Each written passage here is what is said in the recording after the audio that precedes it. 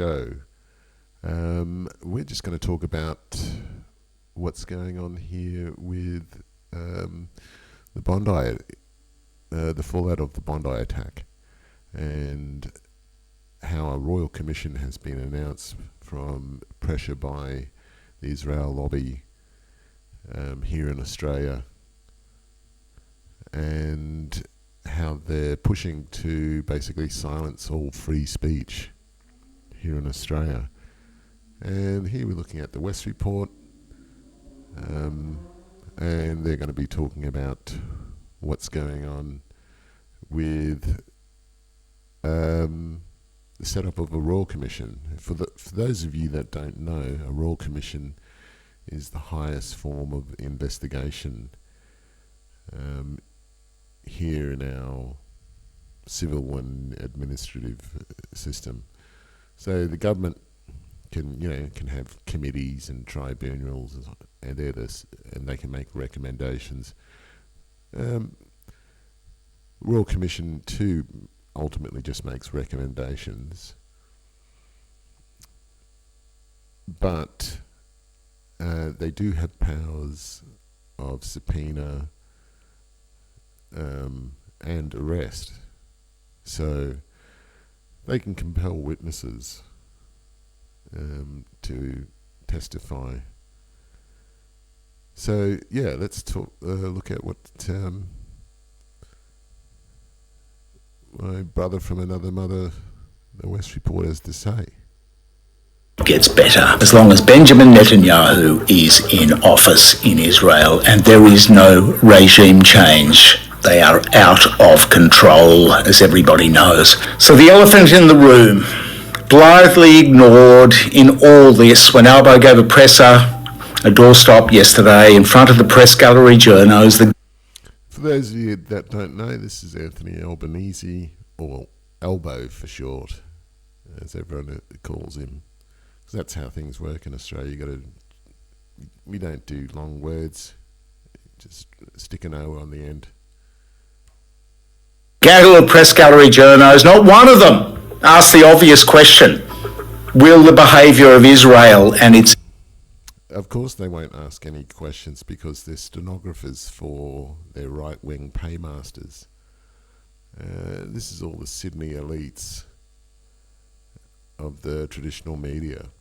They're a pathetic joke, pretty much, and just stenographers for power. Adherents here, its acolytes, its disciples in the Zionist lobby. Will that be investigated as a potential source, maybe, of anti-Semitism? So what people don't seem to understand is that there's the traditional media, which is controlled by the right wing, and here in Australia they're totally pro-Israel. And then you've got the new media, which is funded by who knows, shady right-wingers, Mossad, who knows really. It's all very, very sort of totally shady, let's just say that. So that's the new media here in Australia. Was it The Blaze, Avi Yemeni, who's an Israeli. He goes around and covers all the right-wing stuff. But what's going on here is that the right-wing, because these are the Israeli government are just Jewish, hard right, far right, in ideology. There is no left wing effectively. There's like 4 people in Israel who are like left wing. The left has been totally silenced and crushed there. And they openly admit that. And they've infiltrated the Jewish diaspora all around the world, especially here in Australia. So if you look at one of my earlier videos on Neturei Karta, you'll see left-wing Jews and they have a small sort of Chabad here in Australia, I believe. But yeah, they're pretty much the only sort of left-wing movement, religious movement left. And then you've got Jews for Peace, secular Jewish people. So, because basically the right is just wrapping itself up, as it does all the time, in religion, to control people, basically. They hijack religion. And that's here everywhere, you know. All the conservative Christians talking about family values and hating gay people, you know. The hypocrites, as Christ called them. That's them. So, yeah. That sort of, I'm going off on a tangent, but that's the way the new media is in Australia. It's people like Avi Yemeni and, you know, right-wing idiots here in Australia who are, they're getting money from somewhere. Not like here, not like my channel. Or is it just going to be peace protesters on the Harbour Bridge who are going to come in for a gruelling examination? Will it be the war between the Zionists and the pro-Palestinian Peace Brigade decrying the genocide? Will that be ignored in the Royal Commission? We'll get to it in a moment. It's interesting because they never have anything, the Israelis never have anything to say about Nazis, actual Nazis. That's because they're working hand in glove. It's in Israel's interests that they have anti-Semitic attacks.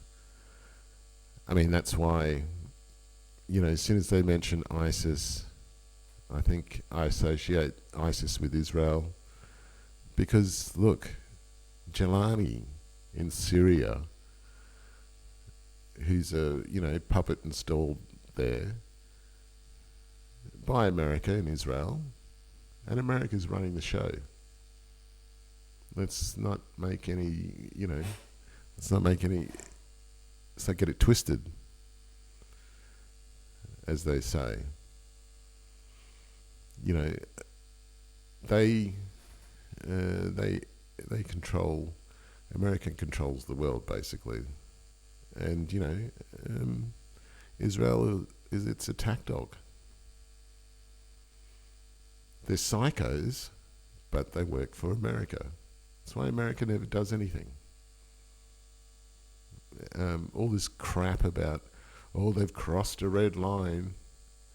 With Joe Biden kept saying, oh, they've crossed. They put out these fake stories, and they still do it. You know, oh, Trump's upset with Benjamin Netanyahu. No, he's not. He's compromised. I mean, this all ties back to the Epstein files. It's all the stuff's sort of connected. The fact is, the simple fact is, that people don't like genocide. They don't like watching children having their limbs blown off by the IDF. They don't like murder, they don't like land theft, and they don't like hypocrisy and all the things. Right-wing Nazis love it. Right-wing Nazis love it. But also they hate Jews just as much as they hate Muslims. So, you know, it works. They'll work with Israel because they also admire Israel because it's a white supremacist ethno-state. And that's the reality of what's going on. We live in a modern fascist world now. Things that go along with Hasbara, or the Israel propaganda movement, Hasbara. We all having... Hasbara is the Jewish word for explain. And so there's heaps of new media, of influencers, trying to basically subvert the message, but they've lost the propaganda war. They know now that everyone hates them, so they're not trying to do the... Remember how they were doing like, oh, you know, Hamas are terrorists, we're just defending this ourselves? No, they're not doing that anymore. They're just doing open Muslim hate. Hate Arab people. Muslim, the word Muslim is code for Arab people. So that's what's going on.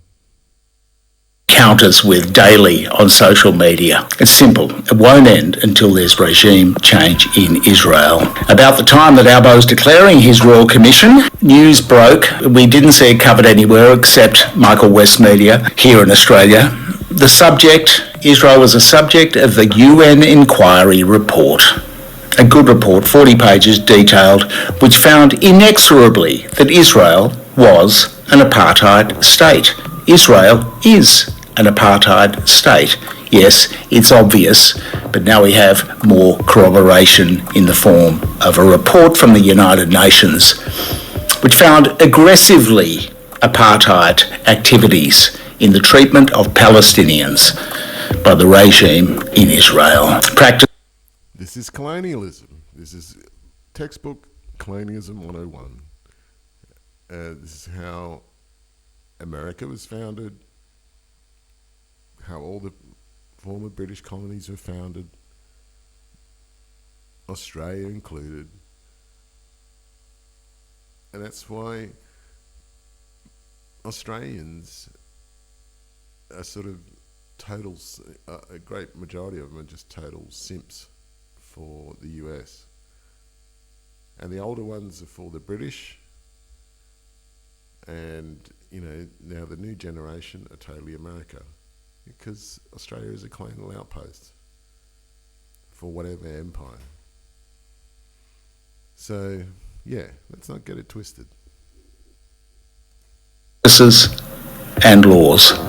It won't end until the genocide and the apartheid ends. The world has been mobilised. Indeed, until the extremists in this country and elsewhere disavow the actions and the government of Benjamin Netanyahu. That is the problem. That fires anti-Semitism. Look at the Adelaide Writers' Festival. Look what's just happened there. Yesterday too. Adelaide Writers' Festival, the sort of premier cultural event in South Australia. We've spoken there a couple of times. We've hosted sessions at the Adelaide Writers' Festival. It's fantastic. And what's happened? The Zionists have somehow got to the board of the festival, who's put pressure on Louise Adler, the festival organiser, the Writers' Festival organiser, who is a progressive anti-Zionist Australian Jew, and they've had Randa Abdel Fattah canned from the event because of her pro-Palestinian stance. Peter Malinowskis's prints are all over. And that's their problem. They hate any pro-Palestinian voices. And that's what they can... now they're making anti-Semitism is if you are just pro-Palestinian. That's the crime now. That's the thought crime. You know, this is the double think. Orwell was right. No one's quoting Orwell anymore, you know. The thought police, the double think. It's all here in 2026. You know, and they're silencing, you know, voices in the public forums. And then they're going to move on to the internet. I mean, they already have with the social media bans and collecting people's ID, you know. So it's begun. Over this, and we're yet to get to the bottom of what has happened there, but this is political, just another thing destroyed by the Israel lobby in Australia. So we'll get to Albo's Royal Commission and the terms of the Royal Commission shortly, which are the important bit, the fine print. What are they going to have a Royal Commission about? But just to the public relations and media campaign, the blitz which we've seen since the Bondi tragedy. This The Israel Lobby PR campaign is a triumph of what they call astroturfing, which is a fake grassroots campaign made to look by ordinary Australians, but really powerful vested interests. In this Totally. They wheel out all the sports, all the retired sports heads, retired Olympians. Labor has its Friends of Israel. So there is no leftist socialist antidote. Our entire system is captured, is right wing. Even the left wing window dressing isn't covering it up. Labor is, a shell of its former self. And, I'm not a conspiracy guy, but the world we're living in is so conspiratorial. I mean, look at the Epstein stuff. I used to rag on all those QAnon idiots. And they were idiots. I mean, but, they clapped onto this, which I think was a deliberate right-wing true conspiracy. And it's sort of blown up in their face with the Epstein files because their God King is the main guy in it. Trump is completely all over it. And the stuff they're finding out, it's so damning. But that's for another video. But it just looks like we're all going to be propagandized now. case, those barracking for Israel. And so it was that this PR campaign across the newspapers, across the media mastheads in Australia, every day. If it wasn't sports leaders for Israel one day, it was lawyers for Israel the next. Business leaders called for a royal commission, doctors, Catholic bishops, Labor has-beens, as the excellent cartoonist in the Herald pointed out. Labor has-beens, even former Victorian premiers. It was going to go down. And Labor's nothing now. It's this neoliberal bullshit now. They're doing constant partnerships with private business using public money. It's pathetic. It's disgusting. It's so the private sector, because they're so greedy, they need to make profits from the public purse, and it's disgusting. And a Labor government shouldn't be a part of that. But they never dismantle liberal destruction of socialist, ideas. I mean, they haven't brought back free education, which they introduced, which Gough Whitlam introduced. They just, Albo just comes in and tinkers, tinkers at the edges, primps the edges, and shouts and says, "Hey, look, I'm doing something. Look, I'm doing something.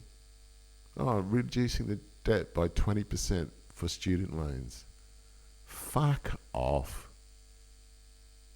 Why don't you just fucking wipe the whole debt and bring back free education?